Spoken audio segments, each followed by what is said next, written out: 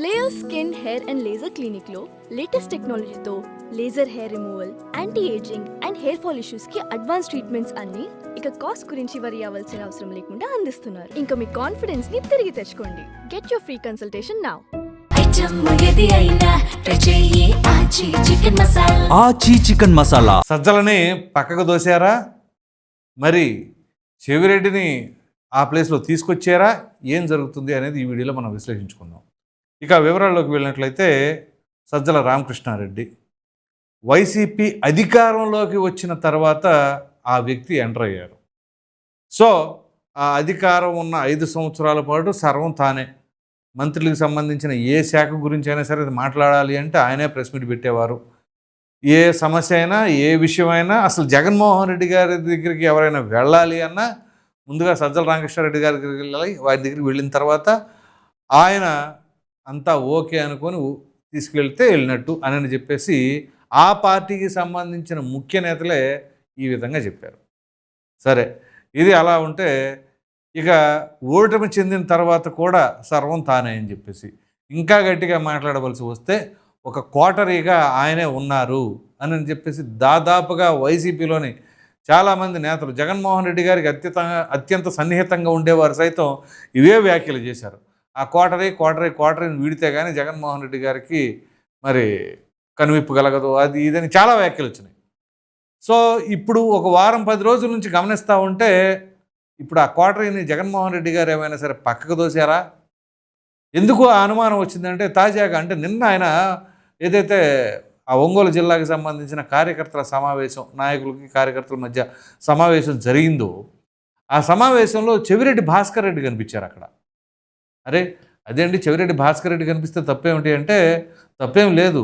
ఎందుకంటే చెవిరెడ్డి భాస్కర్ రెడ్డి గత ఎన్నికల్లో ఒంగోలు పార్లమెంటేరియన్గా పోటీ చేశారు. సో ఓటమి చెందారనుకోండి. అయితే దాని తర్వాత ఆయన లేదు మరలా నా జిల్లాకు నేను వెళ్ళిపోతానని, అసలు చెవిరెడ్డిని ఒంగోలు ప్రజలు లేదా ఒంగోలు వైసీపీ నాయకులు యాక్సెప్ట్ చేయట్లేదు, అలా అనేక రకాలైన స్పెక్యులేషన్స్ అయితే వచ్చినాయి. అంతెందుకు, చెవిరెడ్డి భాస్కర్ రెడ్డి ఏదైతే మొన్నటిదాకా రిమాండ్ ఖైదీగా ఉన్నారో ఆయన జైలు నుంచి విడుదలైన తర్వాత అసలు జగన్మోహన్ రెడ్డి ఆయన కలవడానికి ఇష్టపడనే లేదు. పలు సందర్భాల్లో ఆయన మాట్లాడే ప్రయత్నం చేశారు, ఆయన కలవాలనే ప్రయత్నాలు చేశారు. చివరికి బెంగళూరు వెళ్ళినప్పుడు అక్కడ ఎయిర్పోర్ట్లో కూడా ఆయన పలకరించే ప్రయత్నం చేశారు. కానీ ఏదో మొక్కుబడిగా అట్లా చూసి అన్నారే తప్ప అసలు చెవిరెడ్డితో మాట్లాడడానికి కూడా ఇష్టపడలేదు అని చెప్పేసి జస్ట్ కొన్ని రోజుల క్రితమే ఈ వార్తా కథనాలు వచ్చినాయి. ఇందులో ఏది వాస్తవం? చెవిరెడ్డి భాస్కర్ రెడ్డిని ప్రక్కకు దోసేశారా? మరి సజ్జల రామకృష్ణారెడ్డి అంతకుముందు ఎప్పుడో ప్రెస్ మీట్ పెట్టారు, ఇటీవల కాలంలో లేదు. పైగా నిన్న జరిగిన దానికి ఒకవేళ గతంలో ఒంగోలు పార్లమెంటేరియన్గా ఆయన పోటీ చేశారు కాబట్టి దానికి సంబంధించిన కార్యకర్తలు అక్కడ ఆ ప్రాంతానికి సంబంధించిన వాళ్ళు ఉన్నారు కాబట్టి ఆయన ప్రక్కన పెట్టుకున్నారా? ఓకే, పెట్టుకున్నారు. మరి సజ్జల రామకృష్ణారెడ్డి ఎందుకు కనిపించలా? సో మామూలుగానే అసలు ఏ కార్యక్రమం అయినా సరే మొత్తానికి ముందు సజ్జల రామకృష్ణారెడ్డి ఉంటారు.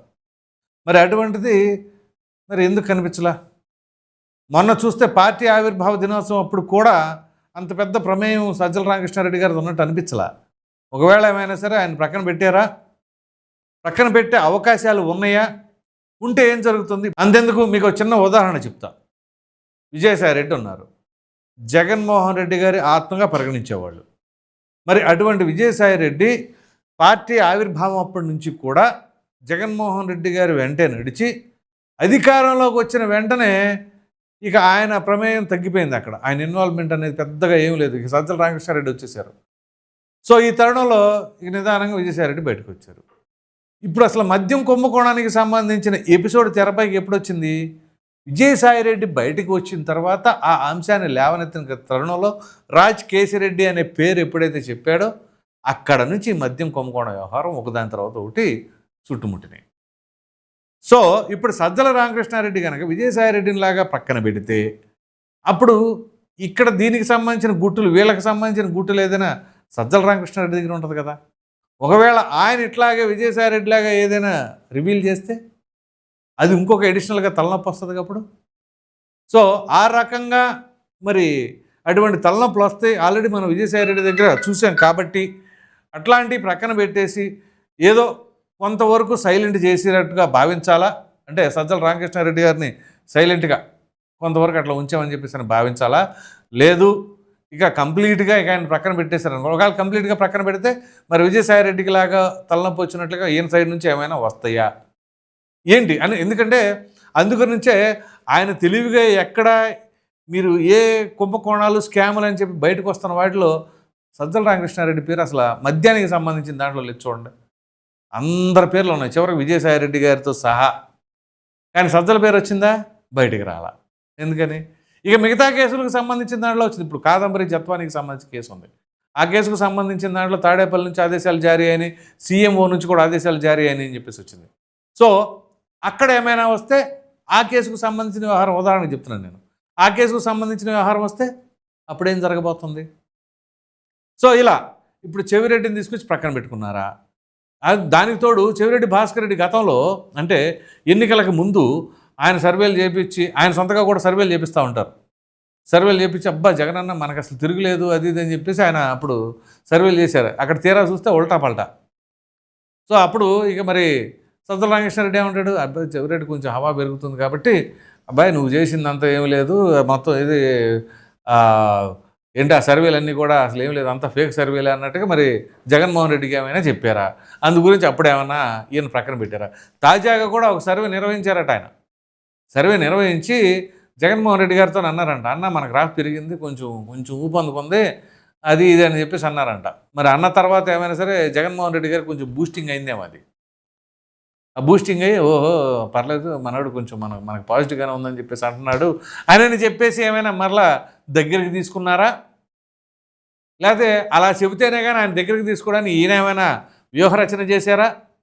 సరే ఎనీహౌ వాళ్ళ పార్టీకి సంబంధించిన అంశం కాబట్టి ఇక్కడ వాస్తవం ఎంతవరకు ఉంది అంటే వాస్తవంగా గ్రాఫ్ పెరుగుతుందా లేదా తగ్గుతుందా, అసలు వీళ్ళు తీసుకుంటున్న విధానం వలన ప్రజల్లో ఎటువంటి భావన ఉంది, అవన్నీ కూడా సమీక్షించుకోవాలి కదా. ఇప్పుడు సజ్జల రామకృష్ణారెడ్డి జగన్మోహన్ రెడ్డి గారు అధికారంలోకి రాగానే వచ్చిన దగ్గర నుంచి ఏం జరిగింది, ప్రతిదీ కూడా ఒక స్క్రిప్ట్ పరంగా ఏం చేయాలి ఏంటి అని చెప్పేసి ఒక పక్కా ప్రణాళికతో రచించారని చెప్పేసి ఆ పార్టీకి సంబంధించిన వాళ్ళే, నాకు కొంతమంది పరిచయస్తులు ఉన్నారు, వాళ్ళే చెప్పారు.